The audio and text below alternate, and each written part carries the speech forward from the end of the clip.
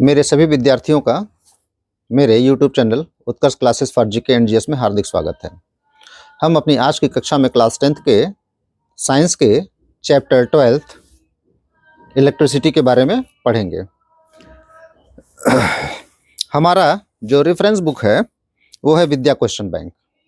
Reference book कहने का मतलब है कि हम विद्या क्वेश्चन बैंक के आधार पर ही इस चैप्टर को पढ़ाएंगे।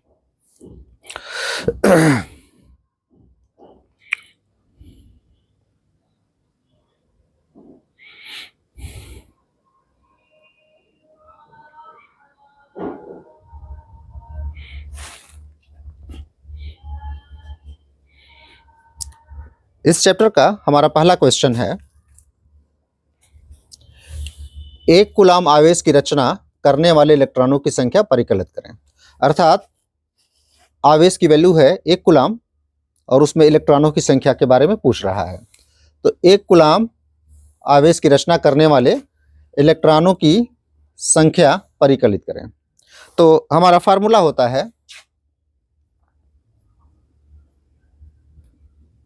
कुल आवेश बराबर इलेक्ट्रॉन की संख्या गुणे इलेक्ट्रॉन का आवेश। तो यहाँ पर जो कुल आवेश है उसको Q से डिनोट करते हैं। कितना दिया है? एक कूलाम। कुल आवेश Q का मान कितना दिया है? एक कूलाम। इलेक्ट्रॉन की संख्या को N से डिनोट करते हैं। इसकी वैल्यू हमको पता करना है और इलेक्ट्रॉन का आवेश होता है 1.6 into 10 to the power -19 coulomb और ये ऋण आवेश होता है।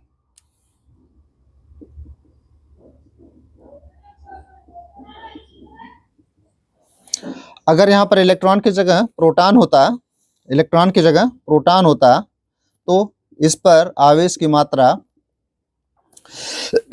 उतनी ही होती। 10 टू द पावर -19 है, 10 टू द पावर -19 यहाँ पर भी है, 1.6 है, 1.6 है, अर्थात आवेश की मात्रा तो उतनी ही होती है।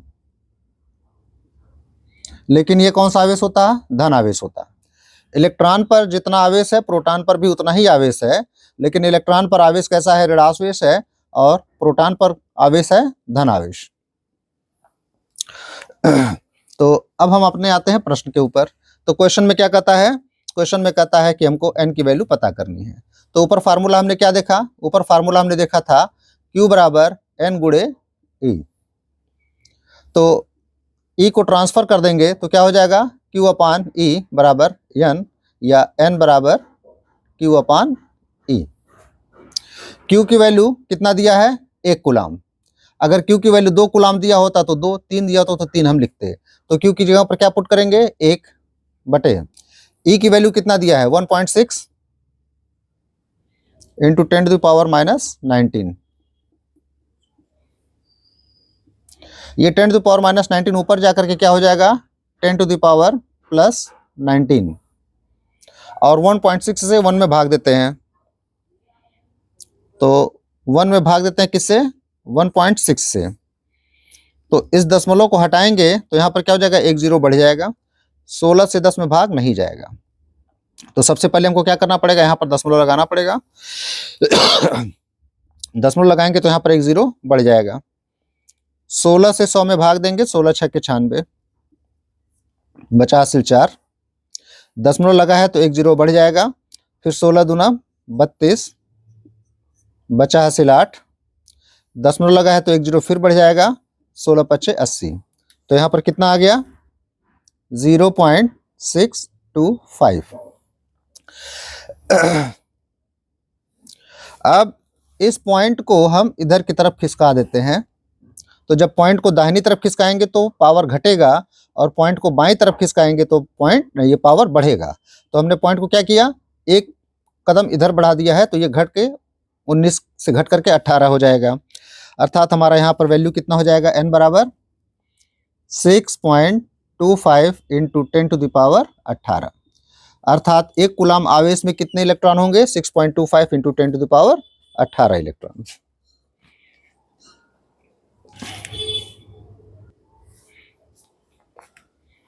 अब हमारा अगला क्वेश्चन आता है, एक वैद्युत बल्ब है बल्ब जो घरों में हम यूज करते हैं, उसके तंतु यानी कि उसके अंदर जो तार लगा होता है जिससे रोशनी या प्रकाश निकलता है 0.5 एम्पियर की धारा को हम डिनोट करते हैं आई से। तो आई की वैल्यू कितना दिया है 0.5 एम्पियर, AMP चाहे ए लिख दीजिए 10 मिनट तक, अर्थात टाइम कितना दिया है 10 मिनट, या 10 में 60 का गुणा कर देंगे तो ये हो जाएगा 600 सेकेंड। परिपथ में प्रवाहित वैद्युत आवेश अर्थात Q की गणना करनी है। तो अभी जो है इसके पहले वाले क्वेश्चन में हमने Q बराबर देखा था N गुणे E, लेकिन इसमें क्या है, इसमें करंट I दिया हुआ है। तो यहाँ पर जो धारा का फार्मूला होता है, 1 मिनट में जितना आवेश प्रवाहित होता है, 1 सेकंड में जितना आवेश प्रवाहित होता है उसको धारा कहते हैं, विद्युत धारा। तो I बराबर हो जाता है फार्मूला Q अपान T। तो हमको पता क्या करना है, Q को पता करना है, तो T को ट्रांसफर कर देंगे तो हमारा फार्मूला क्या बन जाएगा, I गुणे T बराबर Q, या इसको हम लिख सकते हैं Q बराबर I गुणे T। I की वैल्यू कितना दिया हुआ है, I की वैल्यू दिया है 0.5 गुणे T की वैल्यू कितना दिया है 600। 0.5 में 600 का गुणा कर देंगे, 0.5 का मतलब क्या होता है 1/2, तो ये कितना हो जाएगा, गुणा कर देंगे, सिंपल है, आप लोग कर लेंगे 300 कूलम। तो ये हमारा कितना आ गया, आवेश की वैल्यू 300 कूलम। अब हम आते हैं अपने अगले क्वेश्चन की तरफ।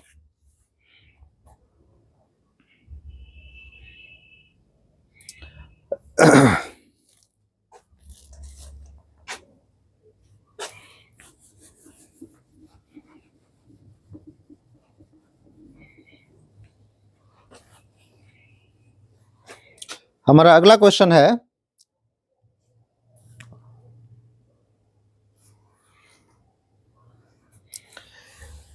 एक चालक पर सामान्य अवस्था से 5 इलेक्ट्रॉन अधिक हैं। इलेक्ट्रॉन अधिक हैं, इलेक्ट्रॉन के ऊपर कौन सा चार्ज होता है, इलेक्ट्रॉन के ऊपर होता है माइनस चार्ज। तो किसी चालक का मतलब हो गया कोई तार। तो किसी चालक पर इलेक्ट्रॉन अधिक है तो उस चालक पर आवेश हो जाएगा ऋण आवेश। यदि किसी चालक पर इलेक्ट्रॉन अधिक है तो उस पर हो जाएगा ऋण आवेश, और यदि किसी चालक पर इलेक्ट्रॉन कम है तब उसके ऊपर हो जाएंगे धन आवेश।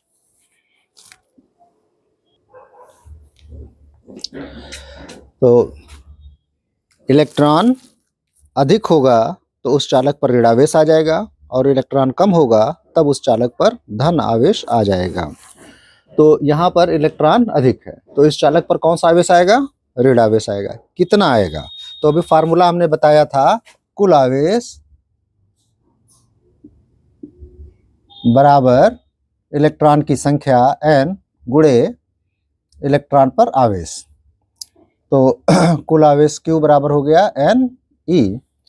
तो जहाँ n की वैल्यू कितना दिया है, इलेक्ट्रॉन की संख्या दिया है 5, और एक इलेक्ट्रॉन पर आवेश होता है 1.6 × 10⁻⁻19 कूलम। और ये कौन सा आवेश होगा, ऋण आवेश होगा। गुणा कर दीजिए तो 16×5 = 80, और एक अंक के बाद दशमलव लग जाएगा, गुणे 10⁻⁻19 कूलम ऋण आवेश।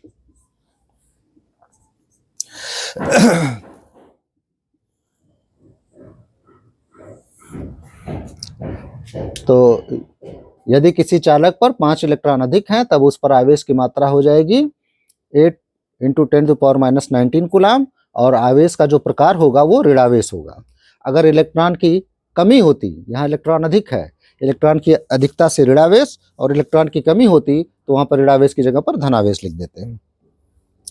अब हम आते हैं अपने अगले क्वेश्चन पर।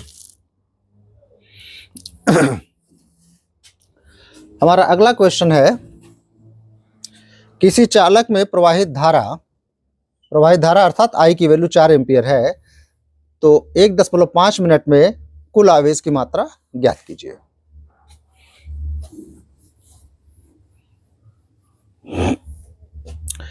ये चालक अर्थात तार हो गया, इसमें प्रवाहित धारा आई की वैल्यू है 4 एम्पियर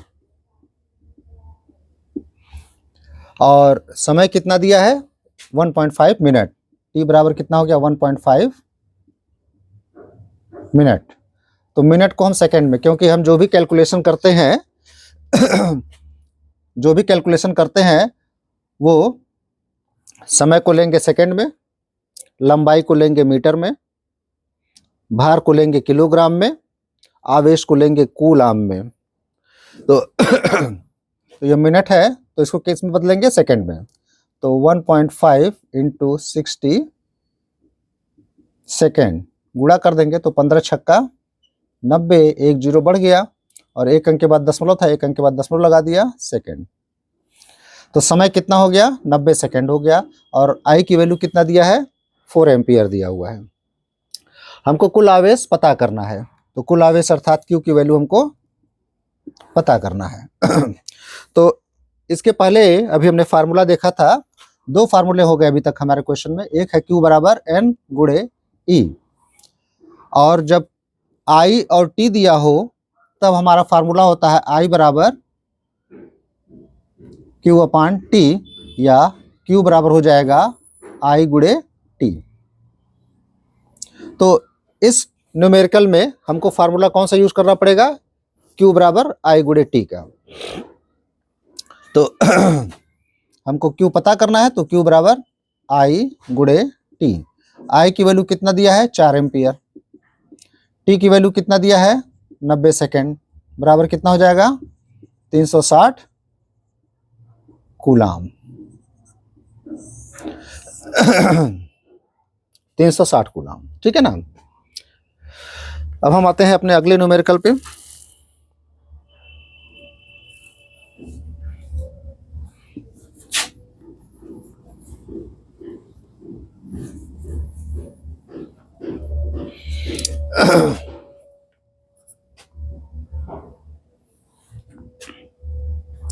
एक चालक में 1.6 एम्पियर की धारा प्रवाहित हो रही है, प्रति सेकंड चालक से गुजरने वाले इलेक्ट्रॉन की संख्या कितनी होगी। तो यहाँ पर 2 फार्मूले हम एक साथ यूज करेंगे। क्या दिया है पहले ये देखते हैं। तो हमको धारा I की वैल्यू कितना दिया है 1.6 एम्पियर, टाइम कितना दिया है, तो प्रति, टाइम लिखा हुआ है प्रति सेकंड, अर्थात टाइम दिया है 1 सेकंड।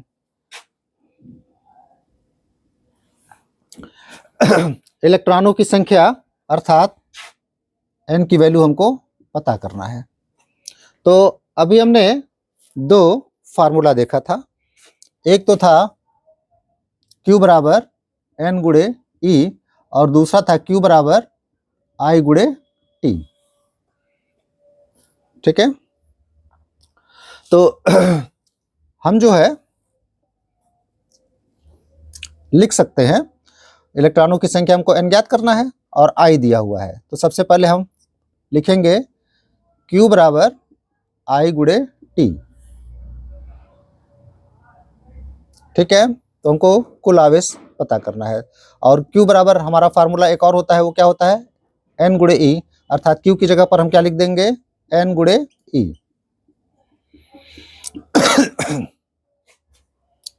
अर्थात हम पहले ये वाला फार्मूला लिख देंगे और इस फार्मूले में जो पहला इक्वेशन था Q बराबर Ne, तो Q की जगह पर क्या लिख दिया Ne लिख दिया, बराबर I गुणे T।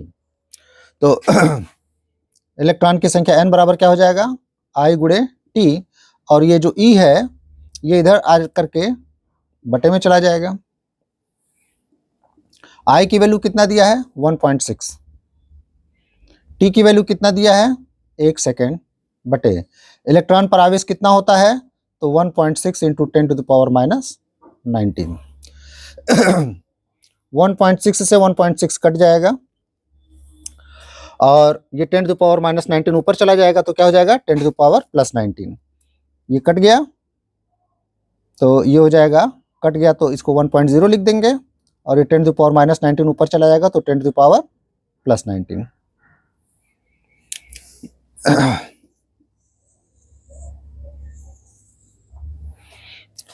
तो अगर किसी तार में 1.6 एम्पियर की धारा 1 सेकेंड तक प्रवाहित हो रही है तो इलेक्ट्रॉनों की संख्या कितनी हो जाएगी 1 into 10 to the power 19 electron हो जाएगा।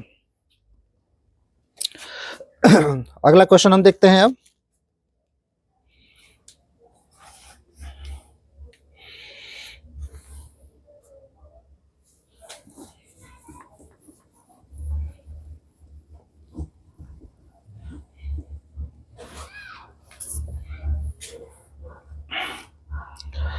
एक तार है जिसमें बिंदु ए से बिंदु बी की ओर 10 टू द पावर 8 इलेक्ट्रॉन जा रहे हैं। एक तार है, यह ए हो गया, यह बी हो गया और इलेक्ट्रॉन ए से बी की तरफ जा रहा है, अर्थात इलेक्ट्रॉन का डायरेक्शन ये हो गया।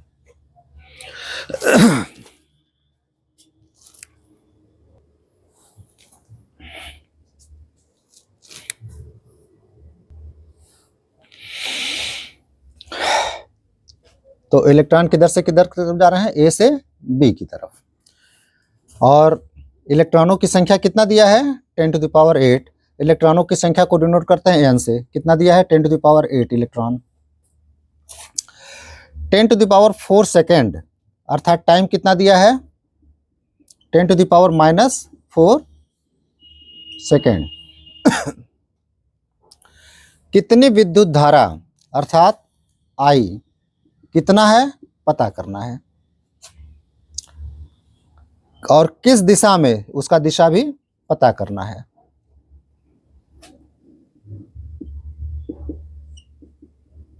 दिशा भी पता करना है। तो दिशा तो हम पहले ही बता देते हैं कि जो धारा की दिशा होती है वो इलेक्ट्रॉन के प्रवाहित होने की दिशा के विपरीत होता है। अर्थात इलेक्ट्रॉन अगर ए से बी की तरफ जा रहा है तो धारा बी से ए की तरफ होगा। क्यों? क्योंकि जो धारा होता है, ये जो करंट होता है, होता तो इलेक्ट्रॉनों के प्रवाह से ही है, लेकिन ऐसा माना जाता है कि जो धारा है वो धनावेश है। धारा जो है वो धनावेश है। वास्तव में इलेक्ट्रॉन के प्रवाहित होने से ही धारा होती है, परंतु जो धारा का प्रवाह माना जाता है वो धन आवेश का प्रवाह माना जाता है। तो अगर ऋण आवेश अर्थात इलेक्ट्रॉन ए से बी की तरफ जा रहा है तो धन आवेश किधर से किधर की तरफ होगा, तो धन आवेश इसका उल्टा होगा अर्थात बी से ए की तरफ।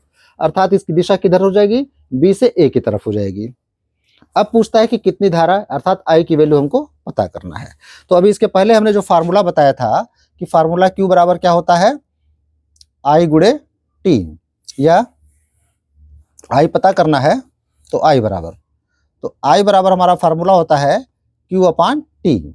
लेकिन क्यू का एक फार्मूला भी हमने देखा था एन गुणे ई बटे टी।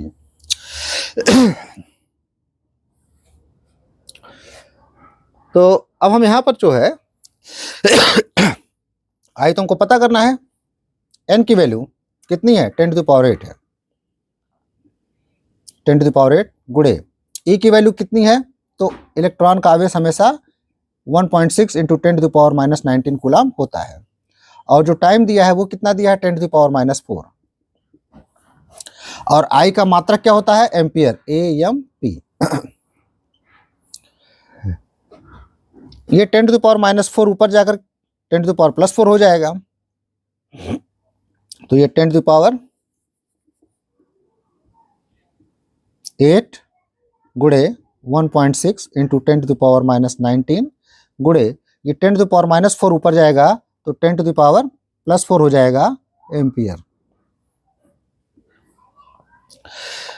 ये 10 टू द पावर प्लस 8 और 10 टू द पावर प्लस 4 आपस में मिलकर के कितने हो जाएंगे 10 टू द पावर प्लस 12 और ये 10⁻⁻19 है, तो क्या बचेगा, 10 माइनस वाला बड़ा है तो माइनस, और 19 और 12 का डिफरेंस कितना हो जाएगा, 7 हो जाएगा। तो 1.6 इंटू 10⁻⁻7 एम्पियर विद्युत धारा।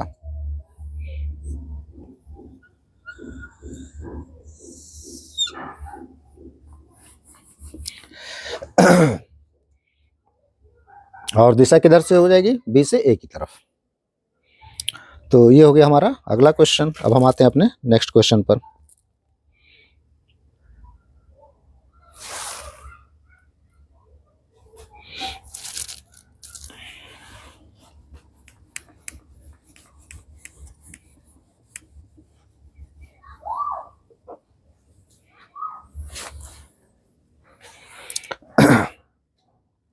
हमारा नेक्स्ट क्वेश्चन है 250 वोल्ट। ये जितने भी फार्मूले आ रहे हैं, अभी जैसे जैसे हम आगे बढ़ेंगे, ये सारे फार्मूले अभी याद नहीं करना है आपको। ये सारे फार्मूले अभी जैसे जैसे हम आगे बढ़ेंगे अपने आप याद होते जाएंगे। तो कहता है 250 वोल्ट 5 एम्पियर फ्यूज वाले परिपथ में 25 वाट के कितने बल्ब जल सकते हैं। तो ये जो 25 वाट है इसको कहते हैं पावर P। तो क्या क्या दिया है, 250 वोल्ट। वोल्ट कितना दिया है, 250 वोल्ट। 5 एम्पियर फ्यूज, अर्थात एम्पियर किसका मात्रक होता है, धारा का। 25 वाट के बल्ब, वाट जो है P का मात्रक होता है, तो 25 वाट। कितने बल्ब जल सकते हैं, तो माना N बल्ब जल सकते हैं। तो ये जो P के फार्मूले हैं, P का पहला फार्मूला होता है VI, दूसरा फार्मूला होता है I²R, और तीसरा फार्मूला होता है V²/R। ये P के 3 फार्मूले हैं। ये अभी आपको बाद में मिलेंगे, अभी यहाँ पर याद करने की जरूरत नहीं है। अभी हम जब और न्यूमेरिकल्स बताएंगे तो अपने आप याद हो जाएंगे। तो कहता है कितने बल्ब जल सकते हैं, तो माना N बल्ब जल सकते हैं, और एक बल्ब की शक्ति कितनी है, 25 वाट है। तो कुल शक्ति बराबर क्या हो जाएगा, V और I दिया हुआ है, तो V गुणे I का हम फार्मूला यूज कर लेंगे। तो कुल शक्ति बराबर क्या हो जाएगा, बल्ब की संख्या गुणे एक बल्ब की शक्ति, बराबर V कितना दिया है, 250 गुणे I कितना दिया है, 5 एम्पियर। तो N बराबर कितना हो जाएगा, 250 गुणे 5/25।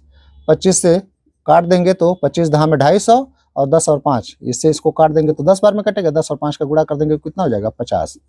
अर्थात कितने बल्ब जलाए जा सकते हैं, 50 बल्ब जलाए जा सकते हैं।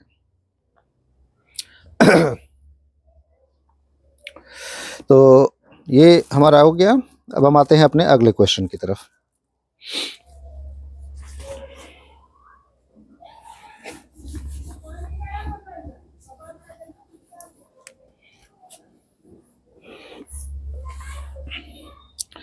अगला क्वेश्चन कहता है विद्युत विभव तथा वैद्युत विभवांतर की परिभाषा बताइए। वैद्युत विभव तथा वैद्युत विभवांतर की परिभाषा बताइए। अगर हम यहाँ पर एक बड़ा सा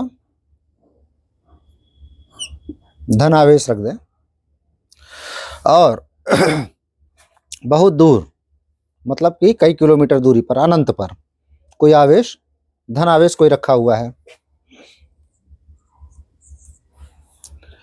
तो इस धन आवेश और इस धन आवेश के बीच में कौन सा फोर्स काम करेगा, तो वो रिपल्सन होगा। अर्थात यह धनावेश इस धनावेश को भगाने का, दूर करने का प्रयास करेगा। और यदि इस आवेश को हमको इसके पास लाना है तो हमको क्या करना पड़ेगा, थोड़ा सा बल लगाना पड़ेगा, थोड़ा सा कार्य करना पड़ेगा। तो कहता है कि यदि इस आवेश को किसी अन्य आवेश के वैद्युत क्षेत्र के भीतर लाना है, किसी अन्य आवेश के वैद्युत क्षेत्र के भीतर लाना है, तब हमको कुछ कार्य करना पड़ता है। अगर इस आवेश की वैल्यू 1 कूलाम हो तो 1 कूलाम हो जाएगा तो उसको क्या कहेंगे, एकांक आवेश कहेंगे। तो एकांक आवेश को किसी वैद्युत क्षेत्र में किसी बिंदु तक लाने में जो कार्य करना पड़ता है उसी को वैद्युत विभव कहते हैं। तो यदि प्लस क्यू आवेश को इस बिंदु तक लाने में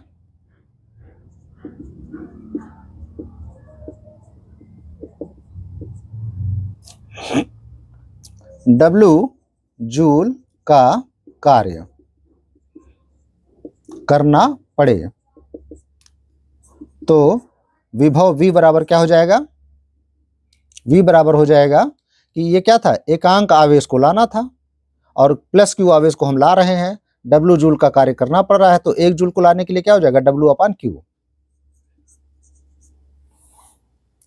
तो एकांक आवेश को किसी वैद्युत क्षेत्र के भीतर किसी बिंदु तक लाने में जो कार्य करना पड़ता है उसी को हम वैद्युत विभव V कहते हैं, अर्थात V बराबर क्या हो जाएगा, W/Q। फिर कहता है कि वैद्युत विभवांतर की परिभाषा दीजिए। तो वैद्युत विभवांतर यहाँ पर भी समझ सकते हैं और जो किताब में दिया है वह तार के आधार पर दिया है, तो हम किताब के आधार पर भी देख लें। ये हो गया हमारा तार। अब इसमें कहता है कि या पहले यहाँ पर समझ लेते हैं, यहाँ पर बिंदु A हो गया, तो बिंदु A तक लाने में हमको W1 कार्य करना पड़ा और इसको वहाँ से यहाँ बिंदु B तक लाते हैं तो हमको W2 कार्य करना पड़ता है। अब अनंत को हटा देते हैं, तो अनंत को हटा देने के बाद जो क्या होगा, A से B तक लाने में हमको जो कार्य करना पड़ा उसको A और B के बीच विभवांतर कहेंगे। अगर अनंत से A पर लाएंगे तो A पर विभव और अनंत से B पर लाएंगे तो V पर विभव कहलाएगा। और अनंत की बात अब छोड़ देते हैं, बिंदु A से बिंदु B तक लाते हैं तो बिंदु A से बिंदु B तक लाने में जो कार्य करना पड़ता है उसको हम दोनों बिंदुओं के बीच का वैद्युत विभवांतर कहते हैं। अर्थात यहाँ पर फार्मूला हमारा बन जाएगा वैद्युत विभवांतर का VAB, अर्थात A से B का विभवांतर बराबर क्या हो जाएगा, W। तो WAB अर्थात A से B तक ले जाने में किया गया कार्य बटे Q। तो वैद्युत विभव का परिभाषा है, अनंत से एकांक आवेश को वैद्युत क्षेत्र के किसी निश्चित बिंदु तक लाने में किया गया कार्य उस बिंदु पर वैद्युत विभव कहलाता है। इसका मात्रक वोल्ट होता है, V बराबर W/Q हो गया। और इसका आगे का परिभाषा है विभवांतर का, आगे का परिभाषा ये है वैद्युत विभवांतर। तो वैद्युत विभवांतर अगर वैद्युत क्षेत्र में A से B तक ले जाते हैं तब हमारी परिभाषा हो जाएगी कि वैद्युत क्षेत्र में एकांक आवेश को बिंदु A से बिंदु B तक ले जाने में जो कार्य करना पड़ता है उसको हम उन दोनों बिंदुओं के बीच का वैद्युत विभवांतर कहते हैं। और यहाँ किताब में तार में दिया हुआ तो कहता है किसी धारावाहिक विद्युत परिपथ में या किसी धारावाहिक विद्युत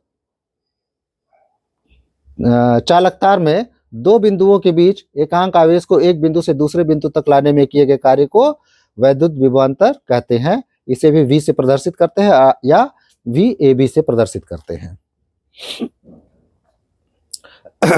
तो ये हो गया हमारा विभव और विभवांतर की परिभाषा।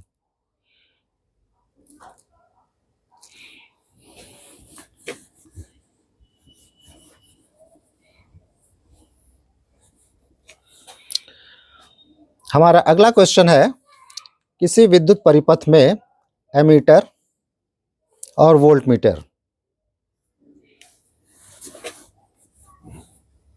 किसी वैद्युत परिपथ में एमीटर और वोल्टमीटर क्यों लगाया जाता है और किस प्रकार से लगाया जाता है। तो किसी वैद्युत परिपथ में दो टर्म होते हैं, एक होता है धारा I और एक होता है विभव V। तो ये जो धारा I होता है इसको नापने के लिए हम एमीटर का प्रयोग करते हैं, अर्थात एमीटर का प्रयोग करते हैं, और वोल्टेज को नापने के लिए वोल्टमीटर का प्रयोग करते हैं। और एमीटर को श्रेणी क्रम में जोड़ते हैं और वोल्टमीटर को समांतर क्रम में जोड़ते हैं। इसका डिटेल अभी इसके आगे वाले क्वेश्चंस में आएंगे। तो विद्युत परिपथ में अमीटर और वोल्टमीटर क्यों लगाते हैं? तो अमीटर उसकी धारा अर्थात एम्पियर को नापने के लिए और वोल्टमीटर उसके वोल्टेज अर्थात वी को नापने के लिए लगाए जाते हैं। अमीटर श्रेणी क्रम में लगाए जाते हैं और वोल्टमीटर समांतर क्रम में लगाए जाते हैं।